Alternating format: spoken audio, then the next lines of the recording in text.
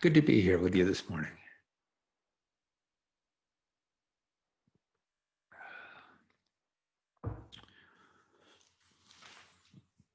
What's really been arising recently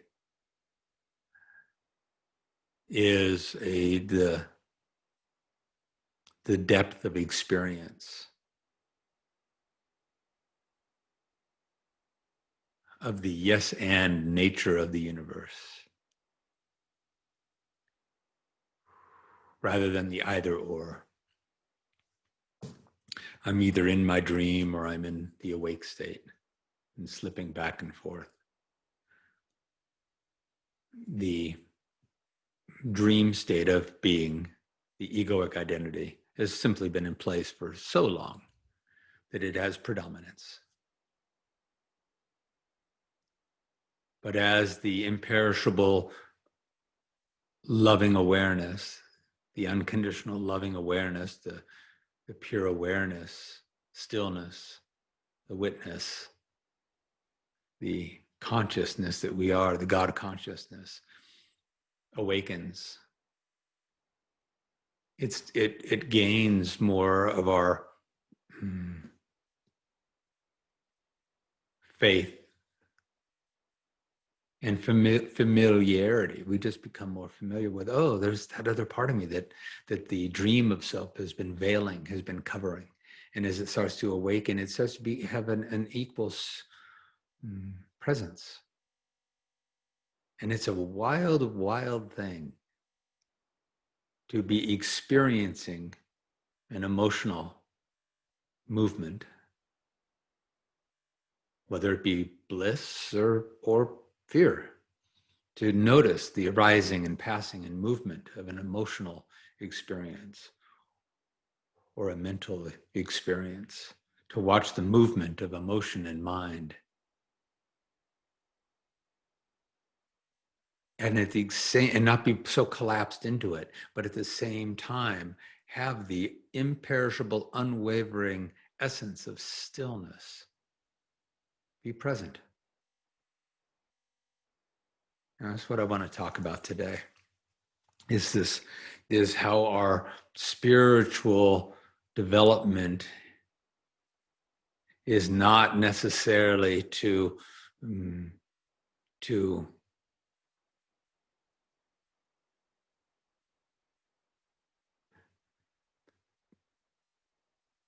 be rested in. To be rested in our true spiritual nature is not an opportunity to deny our personal development.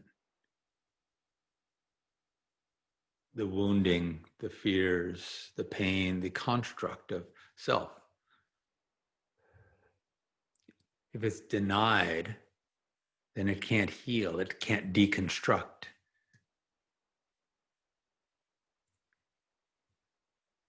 Most, if they're doing any personal development, are doing the personal development while still identified primarily as the person. Just a messed up person trying to be a more loving, peaceful person.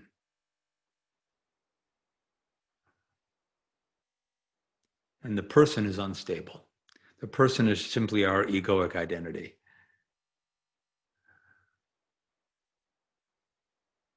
It's transient. And it needs to be addressed and worked on and loosened and loved. And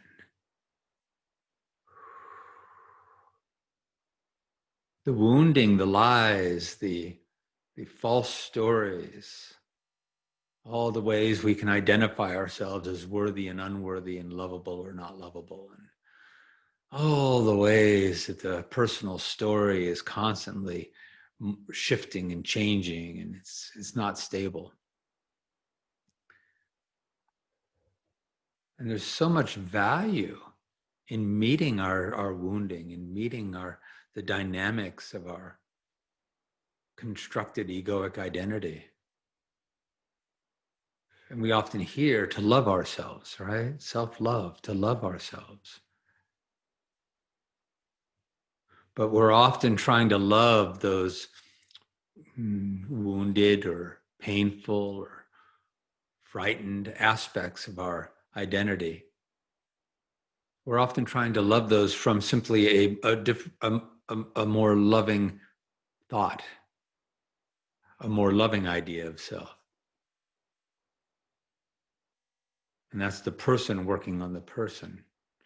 The spiritual development, awakening, is so that we can come into an embodiment of the ubiquitous, imperishable, vast stillness and love of being, that can be embodied,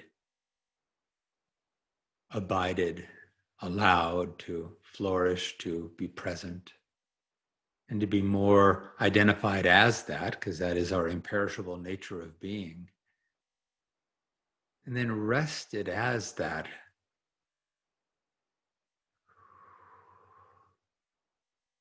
To be able to go back and meet our wounding. It's just like a parent and a child, a loving, a truly loving parent and a child. It's hard for the child to work on itself from a childish state of being. But when the parent can lend the stability, the grace, when our true imperishable nature can lend the grace of being, we can rest in that and then work with the egoic identity that is present. Then we're really resting as love, true love, imperishable love. And there's no wrestling in that. There's just meeting, there's just embracing, there's just loving. All that wants to be met and loved. Everything arises so that it may pass. But if we can rest in the stillness of being, it allows that arising of the presence, the arising of the wounded child, so that it can be met by true love.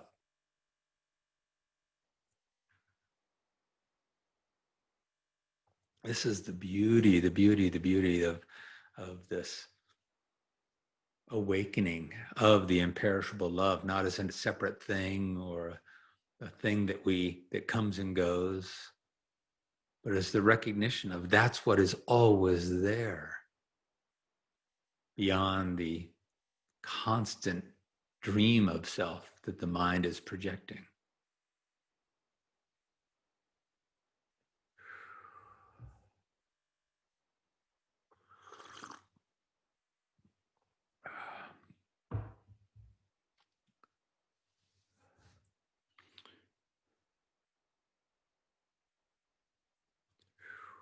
There's so much that can be said about this. Where to go? I love the analogy that this kind of came up for me a little while ago, a year or so ago,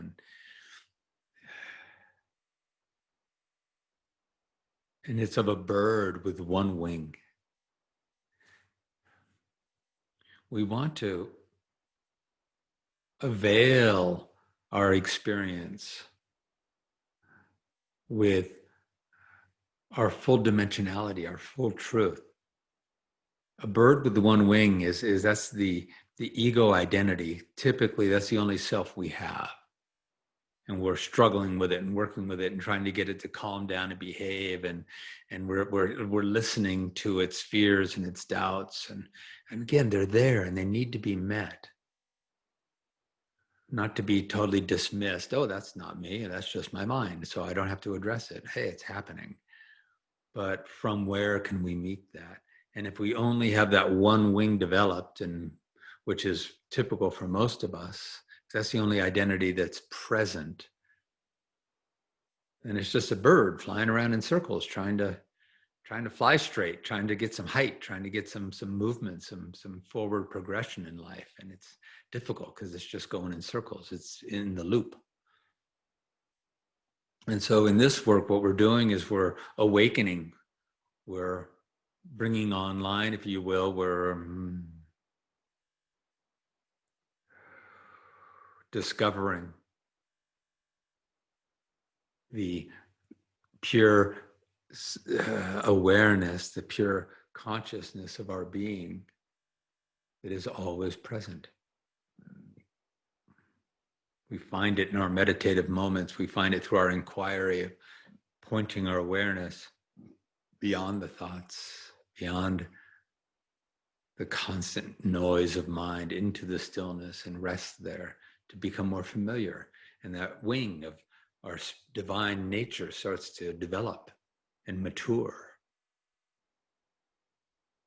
So we're not trying to kill the ego. Then we'd just be a bird with this beautiful developed spiritual wing denying the reality of an egoic person identity. We don't want to kill off the egoic identity. We simply want to put it down for a while in our meditative states and then in our awakened state, so that it's not so dominant, so that it's not so insistent.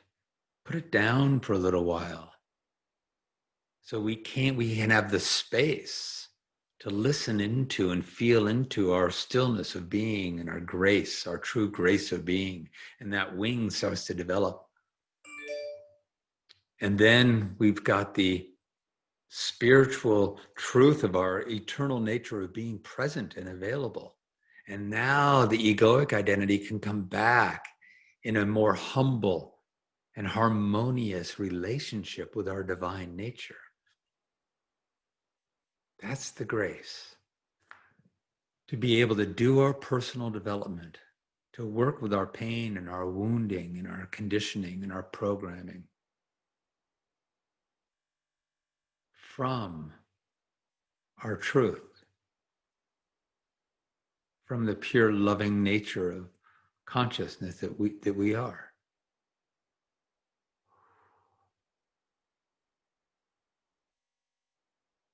This is self-love.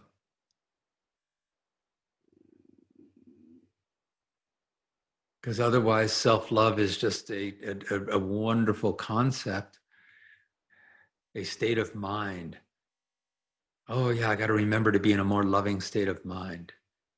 I've got to remember to be in a more graceful or gracious state of mind. Oh, that's right, I got to remember to be in a more accepting state of mind.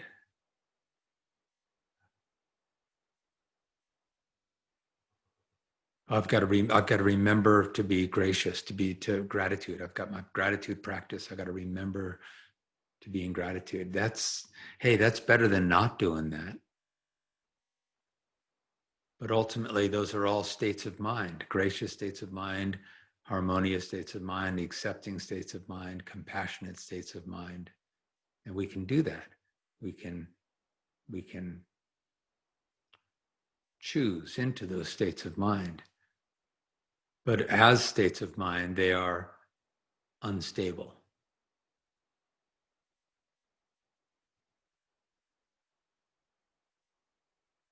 When we awaken into the embodiment of ubiquitous, imperishable compassion, grace, love, and peace, it's stunning to be able to walk through this world of movement and chaos and form and shifting dynamics and move and watch our own mind of good thoughts and disturbing thoughts and conditioned thoughts and programmed thoughts and feelings about ourselves and all of these things that are constantly moving, and to not be so consumed by them or so disturbed by them, because we're rested in our truth, our grace. And I want to share a little story about this, and then I want to open it up to any questions that may be there for anyone. I'm 59 now. I spent the first 50 years of my life, just the only me I knew was the egoic identity, because I had not been introduced yet to the knowing, that there's a imperishable, eternal essence and nature of being that is not perturbed by my story. And that self, that story, that construct had a lot of disempowering or fearful dynamics to it, as most of us have.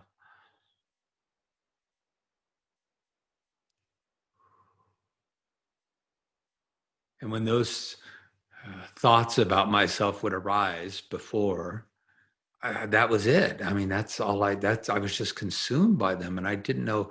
I would fight them and struggle with them and try to make them go away and try to have better thoughts. And it was just this battle of part of my mind working with another part of my mind. And then I started to find my teachers that were helping me to recognize, wait a minute, this thing I'm struggling with, this thing I call me, that I'm giving such weight and authority to, is nothing more than an absolute dream of the mind. It's a construct of my own mind, and I'm giving it all this authority. And to recognize there must be a me beyond that. And about a year ago in this journey, the embodiment of that true grace of being revealed itself in a whole new way. There was enough of a dropping away of the story. I had stopped listening to it, or I kept hearing it, but I had stopped believing in it. And the grace was available and blossomed and matured. And I reached another level, if you will, of that embodiment, faith, abidance of truth. And of course, in that moment, it just feels like, oh, wow, this is what I've been looking for. This is the peace. And the next morning, I woke up, and as soon as I was conscious in the awakened state, as soon as my eyes opened, what was present were all my oldest fears, like really powerful and strong and vibrant and pernicious. And oh man, it was wild to wake up with this feeling of dread. And it was confusing, because wait a minute, how could I go from such peace and really embodying the true knowing of being, of the awareness, and yet to be bedeviled by this again? And I felt them. I heard the stories in my head of unworthiness, of nobody believes anything I have to say. I'm not seen. I'm not validated. It was really bad. It was to the degree of people in my mind. It was the only reason that anybody is ever nice to me or says anything kind to me is because they recognize how messed up I am, and they recognize the pain it must be to live with such a screwed up self, that they're only saying nice things because they're trying to be kind to this really, truly messed up person. And it's the only reason that anyone ever says anything kind. They don't really mean it. It's not really true. It's just to help with what they assume must be such a painful experience of being such a jerk. or so insane or so deluded. So that was the depth of the story. So I awoke with that and other thoughts that were creating feelings that were very familiar. But the beauty was that there was enough now of the truth of being. So as my story was churning, there was enough awakened truth, love, beingness, that I could rest in that, and at the exact same time feel the same depth of the old wounding. Because for them to be healed, they need to arise in their same veracity, in their full-fledged essence. The fear needs to arise in its full-fledged story. The story needs to be being told in its full veracity. And it was beautiful. For about 3 days, this occurred. And I would just rest in a state of peace or a state of stillness, feeling the full force of my mind's agitation. And it wasn't a coming and going, collapsing into them and getting lost in them and having to pull out of them. It was just both grace and instability of my mind.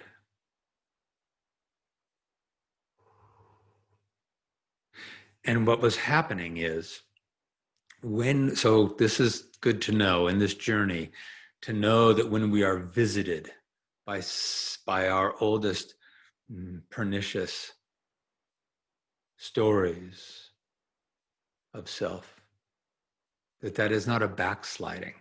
Oftentimes what is happening is there's a recognition that we have attained or reached, or we are now abiding a true stillness and a true loving awareness.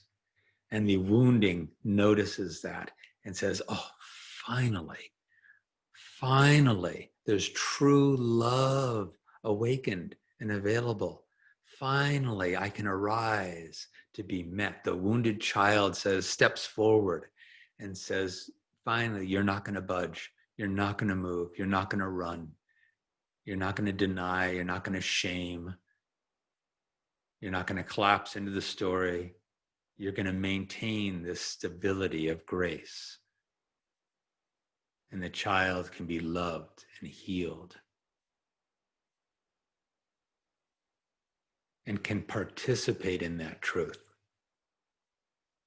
can be embraced by the truth, can be hugged, held by the truth. And that old wounding can have access to the beautiful truth of love. And for me, it was like they were lining up, man. They were almost pushing each other out of the way. They were tumbling over each other. The fears, the old thoughts, the old feelings were just like so strong. Like they were right there going, me, love me next. Love me, love me, love me. Oh, finally.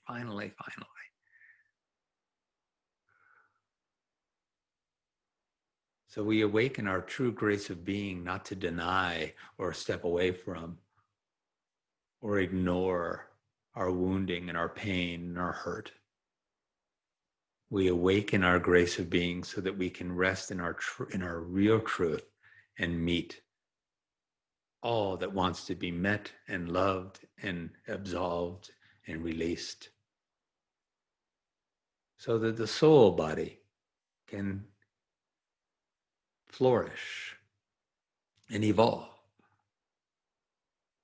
and come closer into a true resonance, with a sustained resonance with the grace of being that we are.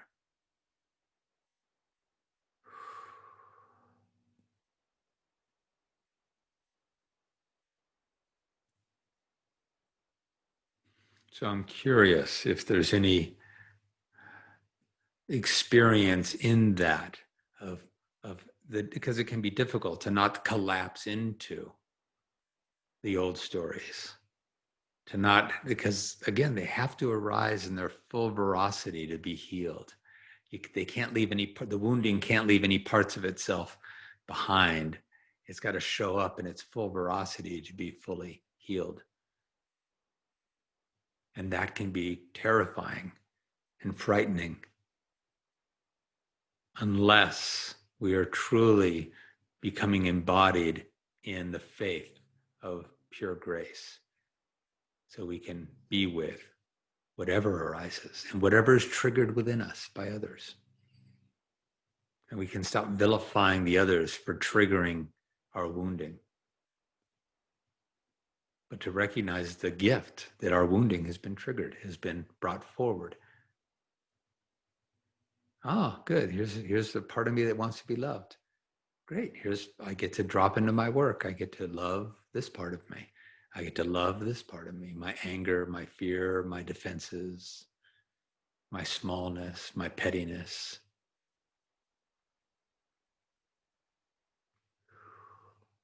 God is not petty. God consciousness is not petty and fearful and small and so argumentative. So are there any questions or sharings that want to be expressed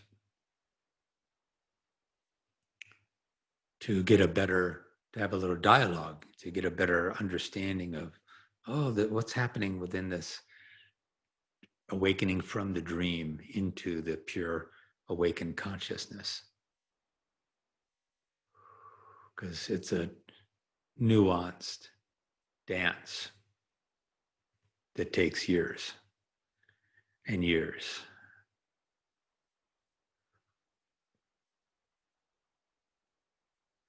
Hmm.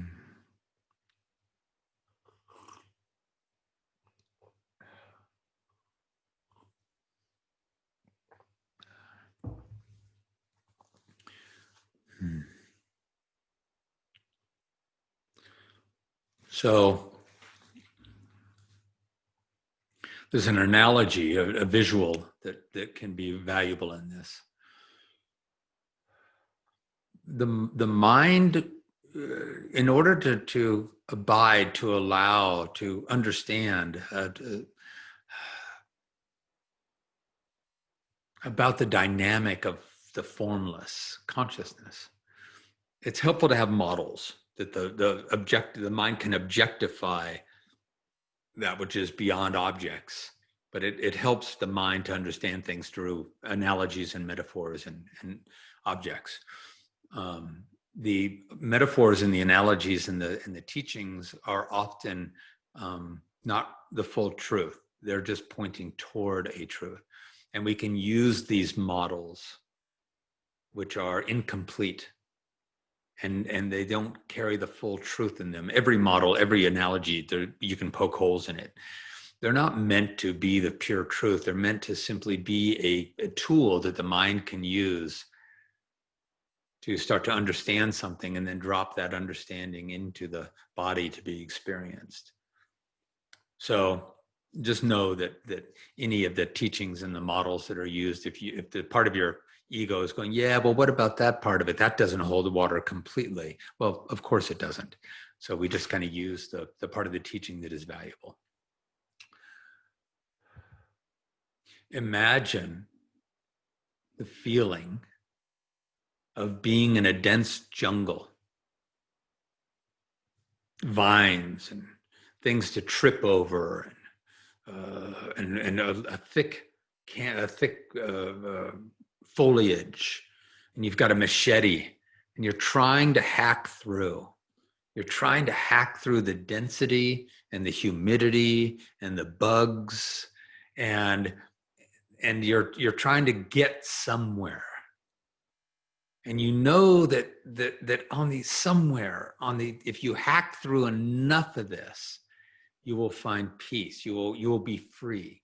You will be free of this tangled experience.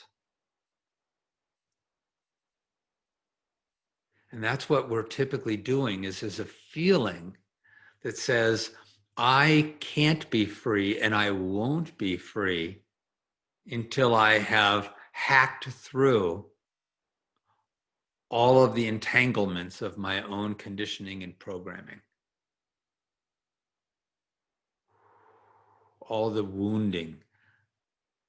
Only when that is all healed and done and dealt with, only then will I finally be free. And someday, if I keep doing my work, someday, if I finally am able to vanquish all of the entanglements of my emotional and mental conditioning and programming, then I will be free.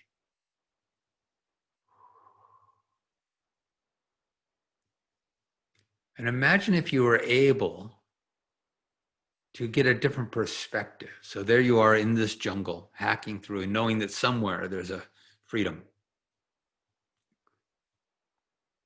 And imagine being able to pull up out of the jungle, float up out of this jungle, and get a bird's eye view, a high altitude view, and looking down, and you can see yourself down there in this jungle, but the jungle has a border.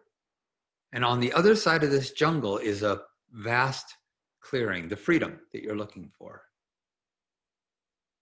And you realize looking down that, oh my God, I'm hacking away in this jungle, and the freedom I'm looking for is there. It's already present. It's already there. And from this high altitude perspective, you can go anywhere you want. You can drop right back down into the mind and go back and pick up the machete and go right back into the hacking. Or from this high perspective, you can see the truth, you can see the beauty, you can see the vastness. You know it's there. So go there. Go there.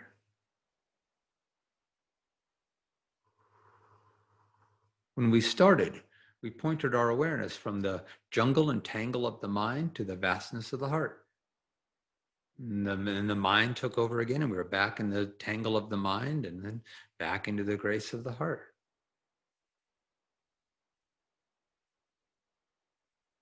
We can come into a familiarity with the grace and recognize it's always there. It's always there. So can we go to the grace and then turn and recognize that from there, we just shine the love of the grace upon the jungle of the mind, upon the tangle, and we don't have to be in it, hacking away. We can do the distangling, if you will, from outside of the mind. This is getting that separation.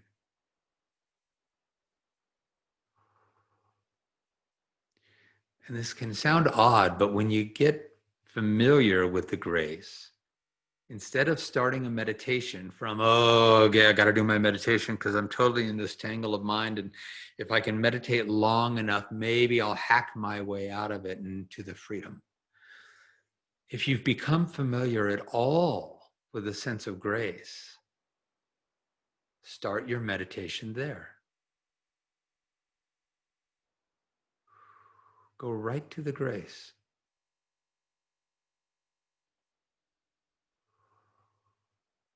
And start your meditation there.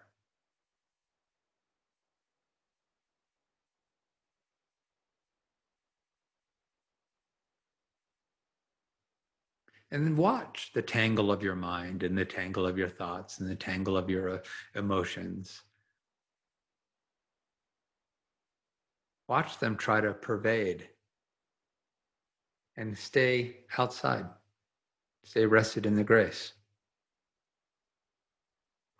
Oh, I am free. I'm already free. I always have been. That is the natural essence of our being, is the freedom, the stillness of grace. I am already that. Start there. I'm already that. Start your meditation with recognizing, wait a minute, I'm not the tangle of mind. I'm not. That's not the eternal essence of me. What is? Oh, I remember from my last meditation or from other experiences of awareness, the feeling of the freedom that I'm seeking. I'm already that. Start there.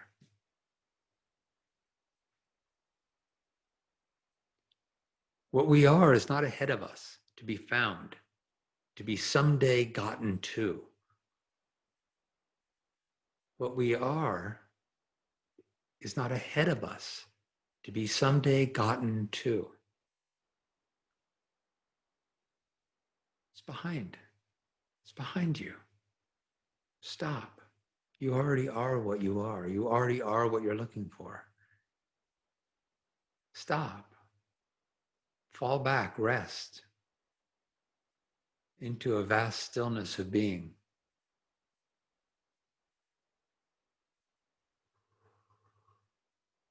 And from there, meet, love, embrace the fears, the doubts, the uncertainties, the stories that want to be loved and healed.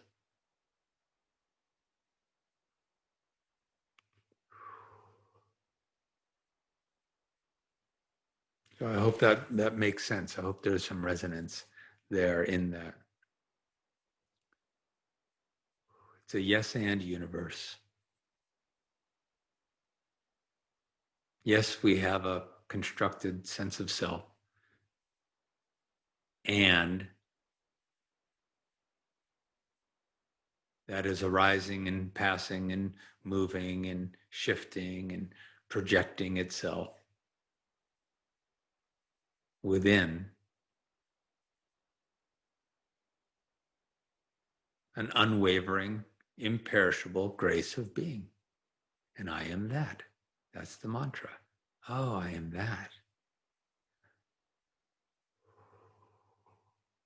And the mind jumps in and goes, yeah, well, what about my pain? Yeah, that's there too. But I'm not that. That's a part of my experience. But my true nature is grace.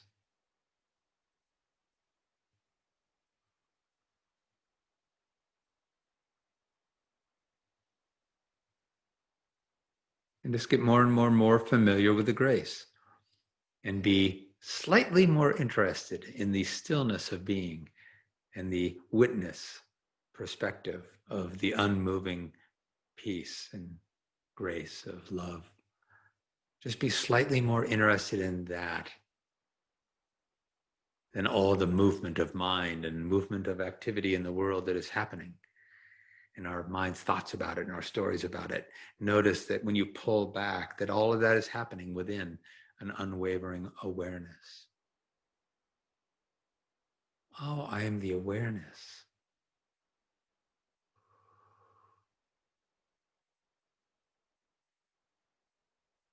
And not I, chess. Little I am the awareness. That's no, I, chess is the person. The person is not the awareness. The person is the person.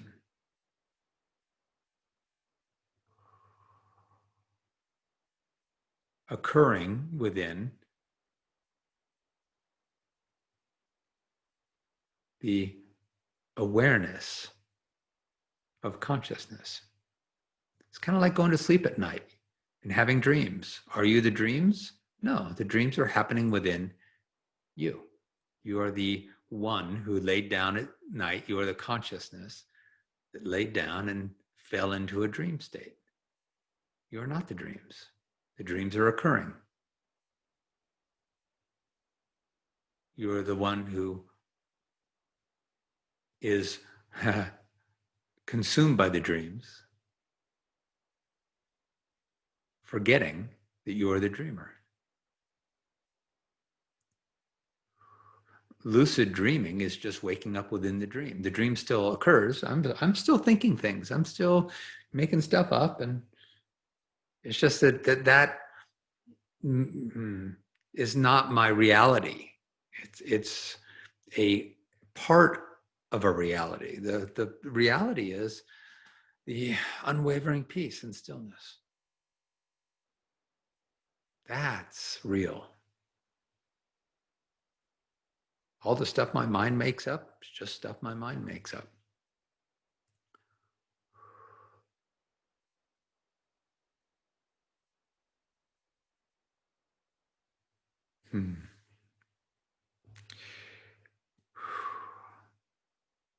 All right, we're coming up on an hour here.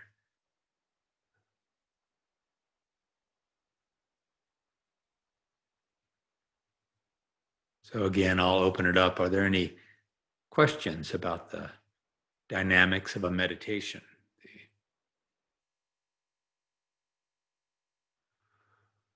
That edge that we meet between the dream and the dreamer, the asleep and the awake.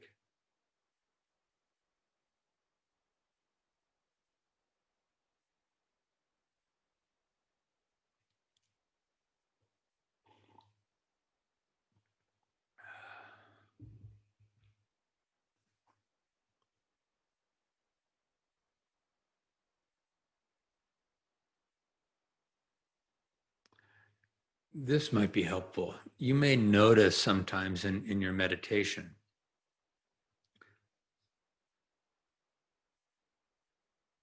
that if there's an inquiry that asks, I recognize that I am not my constructed identity. Therefore, where am I? Who am I? What's the awareness of being? You will notice, feel into your experience and see if your mind is trying to answer the question. See where your awareness is. Am I trying to figure out this answer, or am I stopping and allowing a dropping in to feel into something that is available beyond my thoughts? Hi, Marie. Marie, hi. Marie, I see you unmuted your microphone. Did you have a question? Okay, I'm going to mute you back up here. Okay.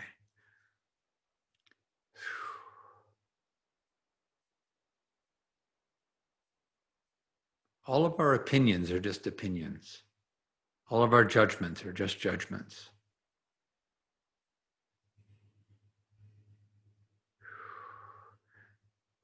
Marie, did you have a question? I saw your picture just popped up here. Okay. And watch yourself. Just watch how easily we can slip into believing the mind's judgments and opinions and anger and hate and fear and doubts and wounding and conditioning and programming, how easily we can just be consumed back in the dream. So this is why we create a spiritual practice to become more spiritually fit in the experience and the embodiment of the vastness. Thanks, Marie. And then you find that there's this exquisite equanimity. And the last thing I want to say today is that everything is love.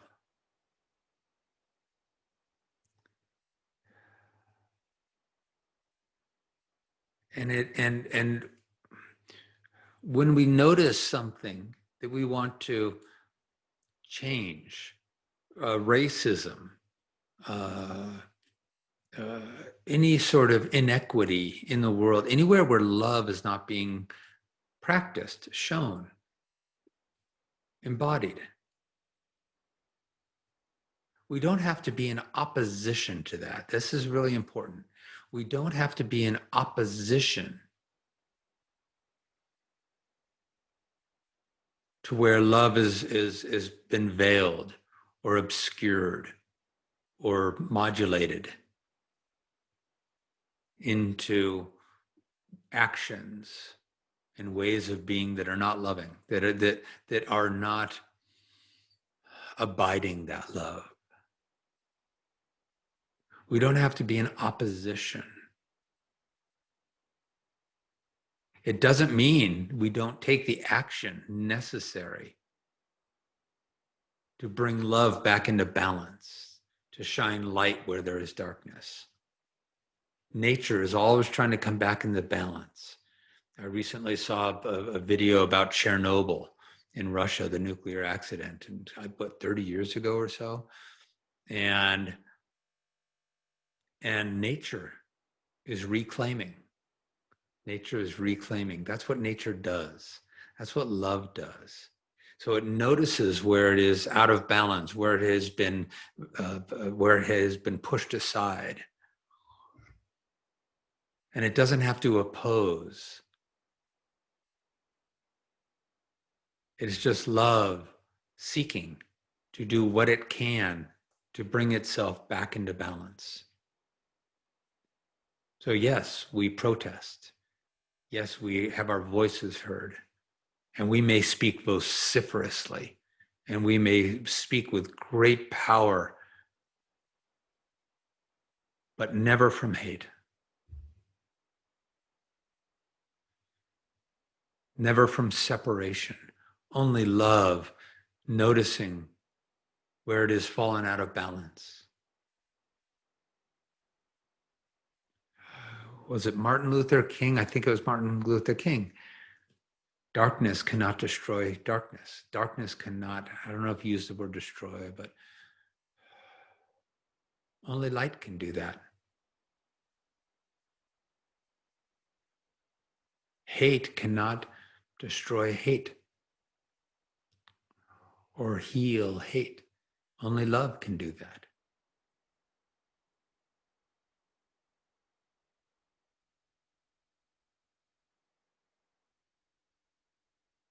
So we don't have to be in opposition to our own wounding and our own fears and doubts and uncertainties and confusions.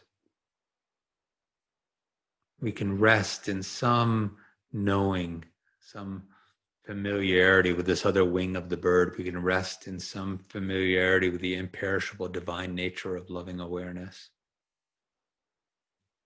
and simply meet where that love has been veiled, darkened by our wounding and our conditioning and our egoic identity.